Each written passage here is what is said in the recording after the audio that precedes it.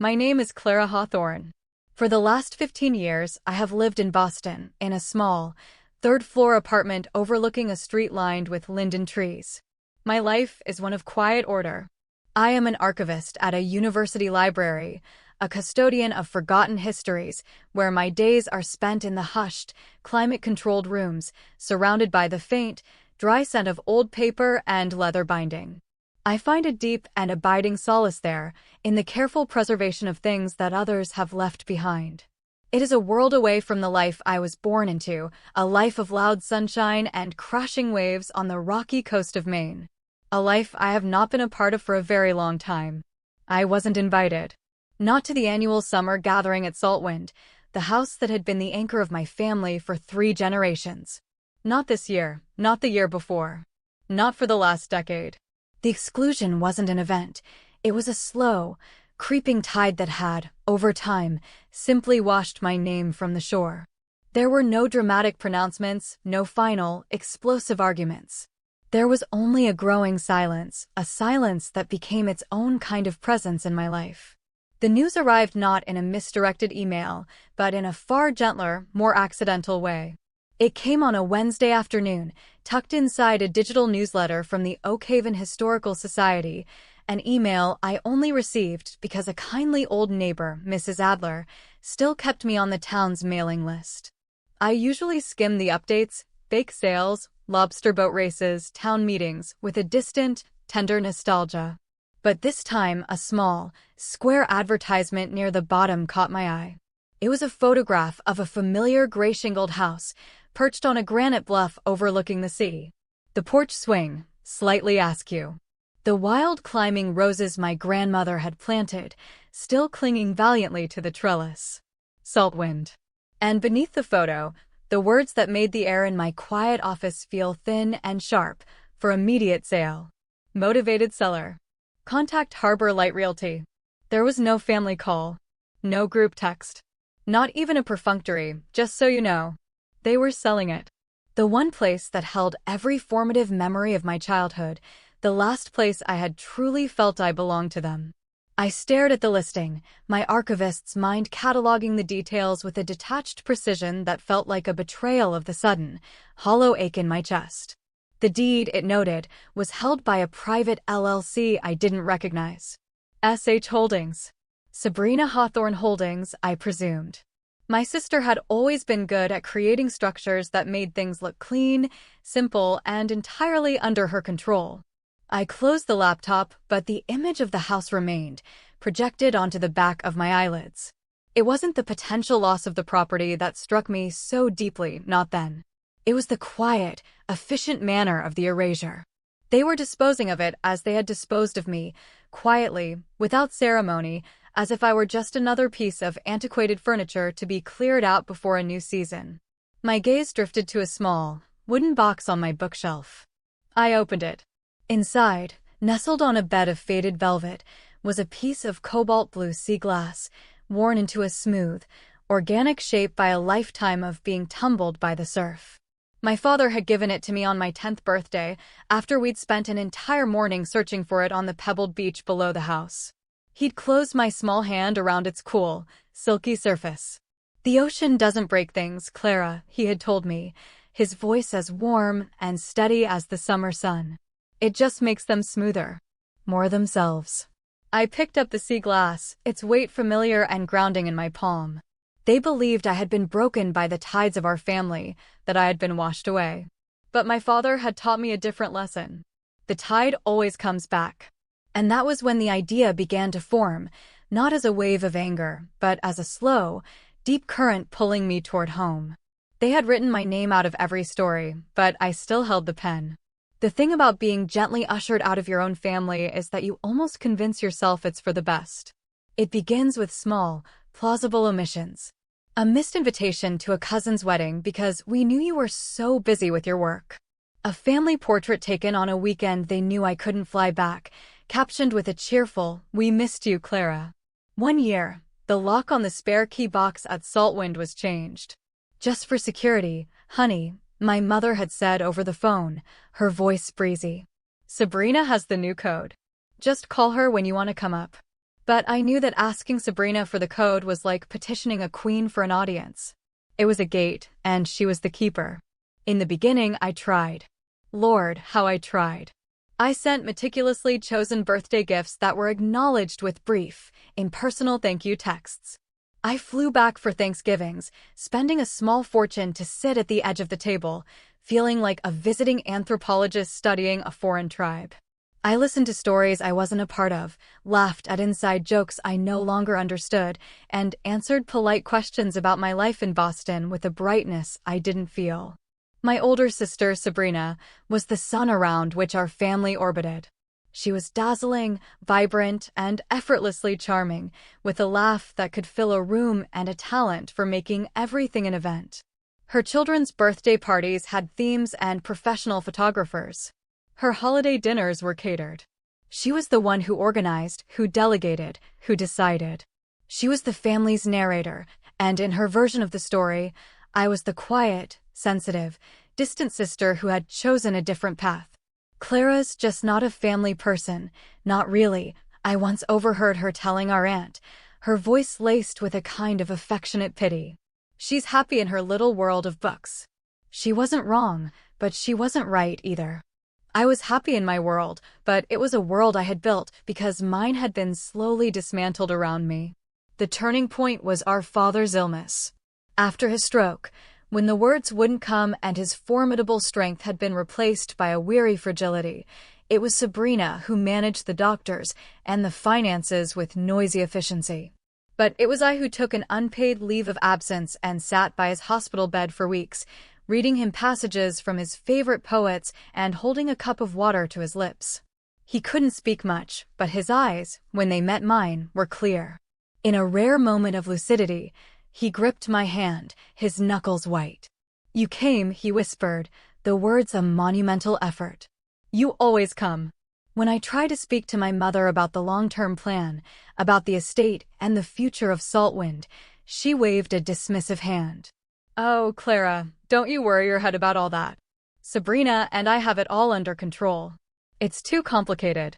The implication was clear. I was too fragile, too unworldly to handle such practical matters. I was the poet, not the pragmatist. I stopped asking. The last time I saw Saltwind was 2 years after Dad passed away. I drove up on a whim one autumn weekend, craving the scent of salt and pine. The new key code Sabrina had texted me, after 3 of my calls went to voicemail, didn't work. I stood on the porch, a stranger at my own front door, until I finally gave up and drove back to Boston, the silence in the car a roaring in my ears. The next week, my mother posted a photo of the family at the house. "A perfect impromptu fall weekend at our happy place," she'd captioned it. They had all been there. I realized then that the code hadn't been wrong, it had been changed. Again. That was the year I stopped trying. But I didn't stop listening. My connection was Owen, a childhood friend who had returned to Oakhaven to practice law after a stint in New York. He was quiet and observant, a man who, like me, understood the nuances of what was left unsaid. He'd send me small, unassuming updates, a screenshot of a town planning document, a snippet from a conversation overheard at the general store. "They're letting the paint peel on the west-facing side," he told me once over the phone. "And the seawall needs work." It sounded like gossip, but it was information. It was evidence of neglect. "They talk about you sometimes," Owen said gently one evening. "Like you're a ghost." A fond, distant memory. I wasn't a memory. I was waiting. I was learning that the people who work the hardest to forget you are often the ones who fear, most of all, that you might one day remind them you were there all along. I didn't reclaim the house out of spite. I reclaimed it because it was the last tangible piece of a story they were trying to rewrite without me. The listing in the newsletter was an act of profound carelessness, a sign that they believed I was so disconnected I would never even see it. The LLC, SH Holdings, was a classic Sabrina move, a way to distance the transaction from the family name, to make it feel less like a betrayal and more like a prudent financial decision. She had always been skilled at packaging sentiment in the language of practicality. But I, in my quiet world of archives and legal documents, had learned to read the fine print. I called Owen the morning after I saw the ad. I need you to look into the trust for Saltwind, I said, my voice calmer than I felt. Dad's original trust. I feel like there was something in there. I'm on it, he said, no more questions asked. 2 days later, he called back, his voice tight with a contained excitement. You were right, Clara. Your dad was smarter than any of them ever gave him credit for. He explained it to me slowly, methodically. The trust was structured with a primary beneficiary, a joint entity controlled by my mother and Sabrina. But our father, a man who had loved the sea and understood its unpredictable power, had built a breakwater into the legal framework. A secondary clause, a failsafe. It stated that if the property were to fall into what the trust defined as a state of material neglect, which included lapsed insurance, unpaid property taxes for more than 2 quarters, or failure to maintain structural integrity, the rights of the primary beneficiary would be suspended.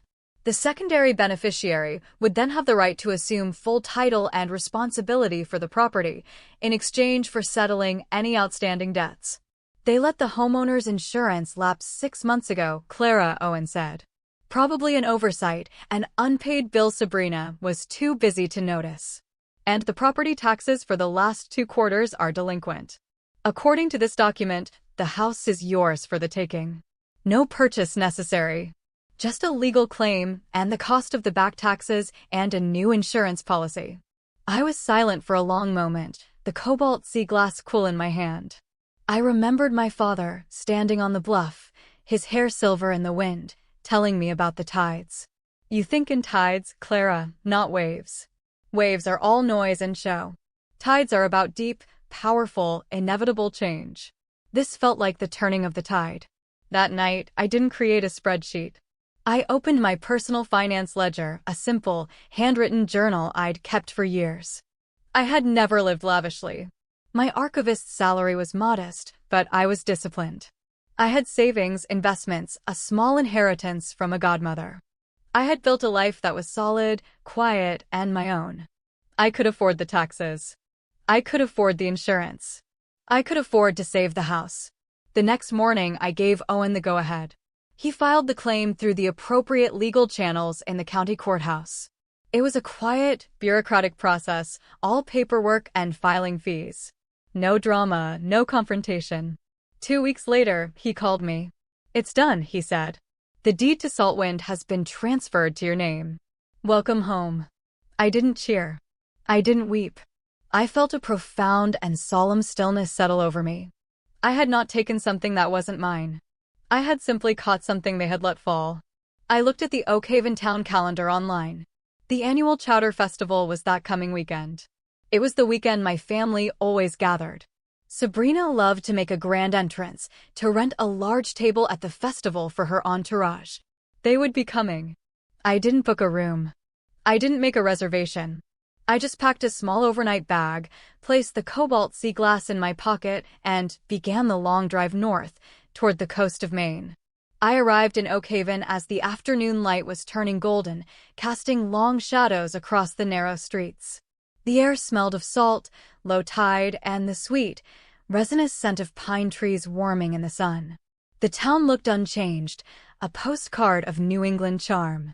I drove straight to Saltwind. It looked smaller than in my memories, more vulnerable.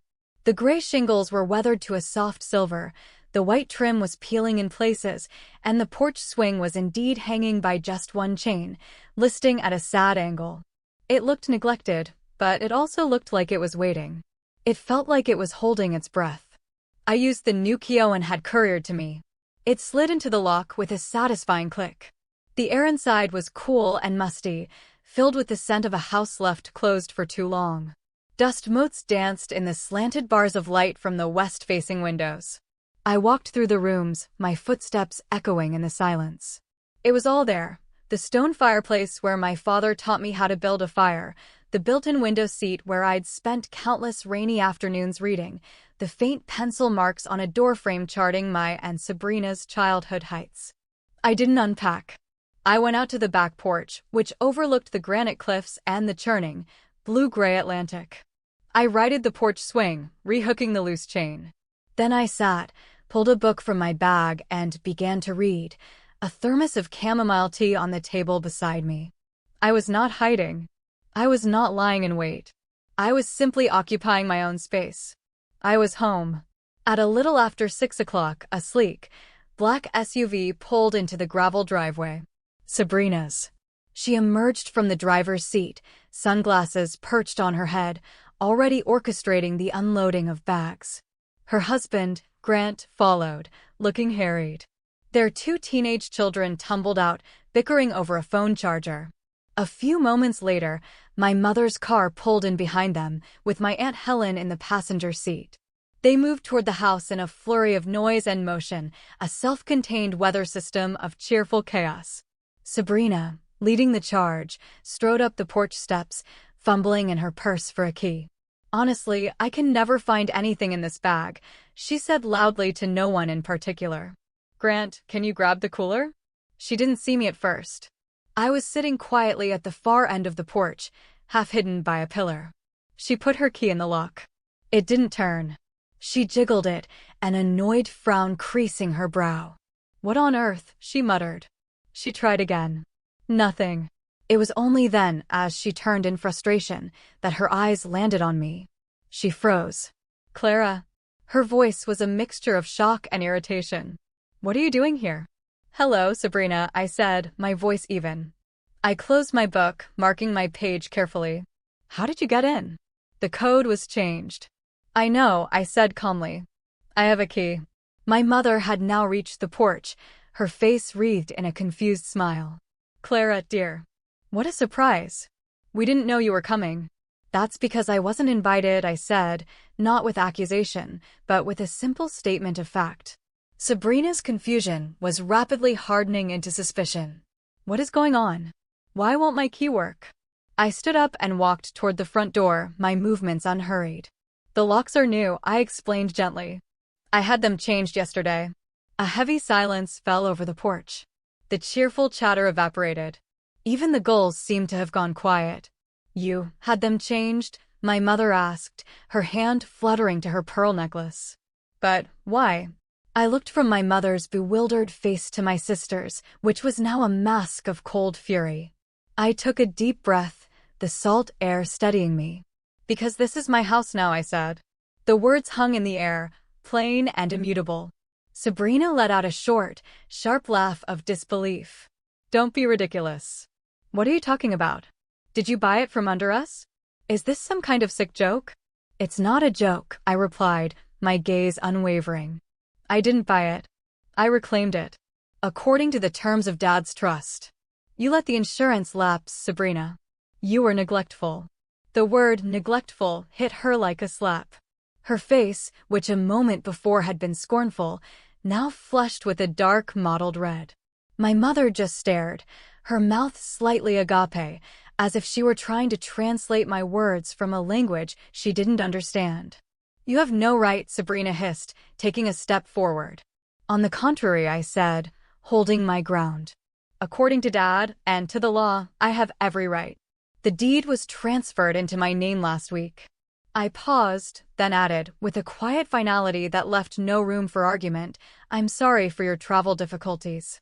The Oak Haven Inn has lovely rooms, and I hear the harbor view is quite nice this time of year." I didn't raise my voice. I didn't need to. The truth, delivered quietly and without anger, was its own fortification. I stepped back, opened the front door, and walked inside, leaving them standing on the porch in a tableau of stunned silence. I closed the door gently behind me, the sound of the latch clicking into place echoing the drawing of a boundary that had been a lifetime in the making. The first salvo came not as a cannon blast, but as a well-aimed, poisoned dart. 2 days later, an article appeared on the website of a glossy regional magazine, the kind that features sprawling seaside estates and profiles of prominent New England families. The headline was crafted for maximum sympathy: "Grieving family ousted from ancestral home by estranged daughter's legal maneuver." The story, quoting an anonymous source close to the family, painted a heartbreaking picture. It portrayed my mother and Sabrina as devoted stewards of my father's legacy, struggling to maintain the beloved property while dealing with their grief. It depicted me as a cold, opportunistic outsider who had exploited a confusing legal loophole, in our father's trust, which he had allegedly signed in a state of cognitive decline. They made me sound like a vulture, circling my own family's sorrow. The article spread through my limited social circles like wildfire. I received a handful of concerned emails from colleagues and a text from a cousin in California I hadn't spoken to in years. "Clara, what is going on? Your mom is heartbroken." I sat in the window seat at Saltwind, the magazine's webpage open on my laptop, and watched the tide come in. The sting was real. The public shaming, the deliberate mischaracterization, it was Sabrina's signature weapon, deploying emotion like a smokescreen to obscure the facts. For a moment, a familiar wave of self-doubt washed over me. Had I been too harsh? Had I misread everything?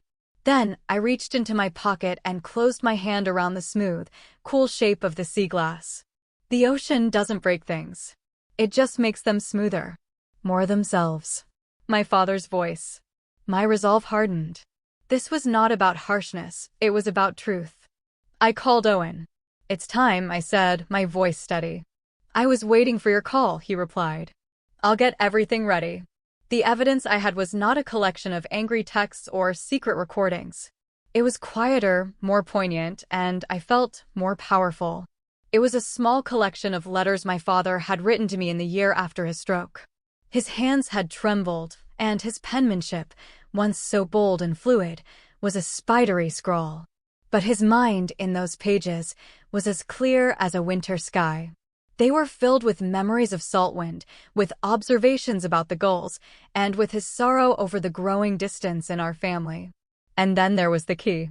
One letter, written just 6 months before he died, contained a passage I had read 100 times. "Sabrina makes everything a performance," he had written.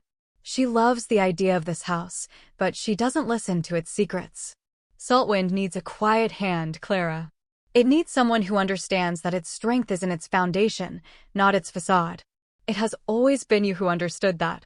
Along with the letters, I had the official county record showing the tax delinquency and the formal notice of cancellation from the insurance company. It was a portfolio of fact, not feeling. I didn't leak it to a gossip columnist. I had Owen draft a formal letter to the editor of the magazine that had published the article. The letter was polite, factual, and firm. It detailed the specific clause in the trust, presented the evidence of neglect, and included scanned copies of the relevant notices and 2 of my father's letters. It didn't ask for an apology. It simply requested a correction of the public record, based on the documented evidence provided. We sent it via a certified courier. There was no immediate explosion. Just a quiet, waiting silence. 3 days later, the original article was removed from the magazine's website. In its place was a short, terse editor's note, stating that their previous story had contained significant factual inaccuracies regarding the transfer of the Hawthorne property, and that the matter was a private family affair rooted in the specific, legally binding terms of the late Mr. Arthur Hawthorne's trust. It wasn't a victory parade. It was better. It was the quiet, undeniable weight of the truth settling into place. That evening, Owen texted me 2 words: "They're filing." An injunction. A petition to the court to invalidate the transfer of the deed. Sabrina wasn't giving up. She was simply changing battlefields, from the court of public opinion to a court of law. I looked out the window at the ocean, now a deep, churning gray under a sky bruised with the coming twilight. I wasn't afraid. I was ready. The county courthouse was a stern, granite building that smelled of floor wax and old paper, a scent I found strangely comforting. I arrived alone, wearing a simple navy blue dress and low heels. I carried a single leather portfolio. Inside was the truth, organized and indexed. Sabrina was already there, seated at the plaintiff's table with my mother and a sharp-looking lawyer in a suit that cost more than my car. Sabrina was dressed in a severe, cream-colored pantsuit, her posture rigid, her face a carefully composed mask of aggrieved dignity. My mother sat beside her, looking small and fragile, twisting a tissue in her hands. She met my eyes for a fleeting second, her expression a turbulent mix of confusion and sorrow, before looking quickly away. The clerk called the case, Hawthorne versus Hawthorne. Petition for injunction on the transfer of property title. Sabrina's lawyer began. He spoke of family, of tradition, of emotional distress. He used words like elder manipulation and undue influence, painting a picture of me as a predator who had taken advantage of her father's failing health to insert a predatory clause into his trust. He called my actions a profound betrayal of familial duty. He was very good. He almost made me doubt myself. When it was our turn, Owen stood. He was the opposite of their lawyer, calm, understated, his presence rooted in fact, not performance. Your Honor, he began, we are not here to debate familial duty. We are here to honor the explicit, written intent of the deceased. The defense would like to submit into evidence several documents, including the trust itself and personal correspondence from the late Mr. Arthur Hawthorne, written in the final year of his life. He placed the portfolio on the judge's bench. The judge, a woman with tired, intelligent eyes, put on her reading glasses and began to read. The courtroom was silent.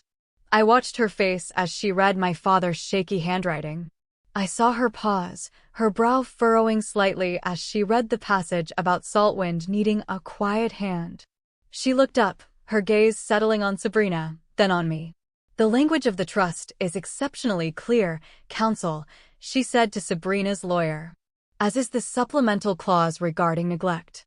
The evidence of said neglect, the unpaid taxes and lapsed insurance, is a matter of public record and is undisputed. But Your Honor, the lawyer interjected, the circumstances of the trust's creation are what is in question. My clients contend that Mr. Hawthorne was not of sound mind. On that matter, the judge said, holding up one of my father's letters, this correspondence would suggest otherwise. This is the writing of a man who is lucid, reflective, and deeply concerned with the future of his property and his family. He speaks not of manipulation, but of temperament, of character. She set the letter down and removed her glasses, her gaze sweeping across the courtroom. This court's purpose is not to heal emotional wounds or to litigate family dynamics. Its purpose is to interpret and enforce the law. The last will and testament and the accompanying trust of Arthur Hawthorne is unambiguous. His intent is clear. The conditions for the secondary clause were met. The transfer of title is valid. She picked up her gavel. Petition for injunction is denied. The sound of the gavel striking the wood was not loud, but it was absolute. It was the sound of a door closing. Sabrina sat ramrod straight, her knuckles white where she gripped the edge of the table. My mother finally let out a small, choked sob, burying her face in her hands. I gathered my portfolio, gave Owen a small, grateful nod, and walked out of the courtroom without a backward glance. I didn't feel triumphant. I felt a deep, quiet, and sorrowful sense of peace. The fight was over. On the courthouse steps, a local reporter started toward me, but I just shook my head gently and kept walking. There was nothing more to say. I had already said it all, in the quietest words I had. Returning to Saltwind, the house felt different. The air inside seemed lighter, the silence no longer heavy with neglect, but filled with a serene sense of possibility. The weight of the past, the ghosts of old arguments and unspoken resentments, had been lifted. It was just a house again, a beautiful, empty vessel waiting to be filled. I spent the next few days not in a flurry of redecorating, but in a quiet act of rediscovery. I opened windows that had been sealed shut for years, letting the clean, salt-scrubbed air chase away the mustiness. I methodically cleaned each room, polishing the old wood floors and washing the salt spray from the window panes. It was a meditation, a way of reclaiming the space not just legally, but physically and spiritually. In my father's old study, I found a box tucked away in the back of a closet. Inside, amongst old nautical charts and tide tables, was a collection of sea glass he had gathered over a lifetime. Hundreds of pieces, in every shade of green, brown, white, and, rarest of all, cobalt blue. At the bottom was a small, cloth-bound journal. The first page, in his familiar hand, read, "For my Clara, who always saw the treasure in what others threw away." Tears I hadn't known I was holding back finally came, silent and warm. They weren't tears of sadness or of victory, but of release. I was not a ghost in this house. I was its chosen keeper. A week later, There was a tentative knock on the front door. I opened it to find my mother standing on the porch alone. She looked older than she had in the courtroom, her shoulders slumped, her eyes shadowed with a weariness that went beyond the recent conflict. She began, her voice trailing off as she gestured vaguely toward the inside. Of course, I said, stepping back to let her in. She walked into the living room and stood for a moment, looking around at the clean, sunlit space. It looks peaceful, she said softly. We didn't rehash the court case. We didn't talk about Sabrina. She told me about her garden. I told her about a rare manuscript I was archiving at the library. The conversation was stilted, fragile, but it was a beginning. Before she left, she paused at the door. Your father, she said, her eyes glistening. He was always so proud of you, Clara. Of your quiet strength. I think I forgot to see it. I was always so distracted by the noise. It wasn't an apology, not in the way Sabrina would have demanded one, but it was something more valuable. It was an acknowledgement. A sliver of truth. I didn't know what the future held for my family. Some things, once broken, cannot be perfectly mended. But as I stood on the porch and watched her drive away, I felt a sense of closure. The reconciliation that mattered most was the one I had found within myself.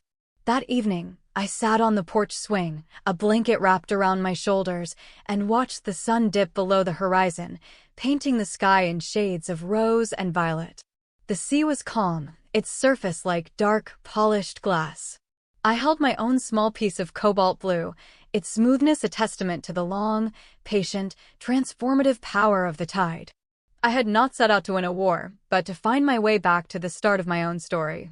I had not fought for a house. I had fought for the right to exist within my own history, to have my name written in my own hand, on the deed to my own life.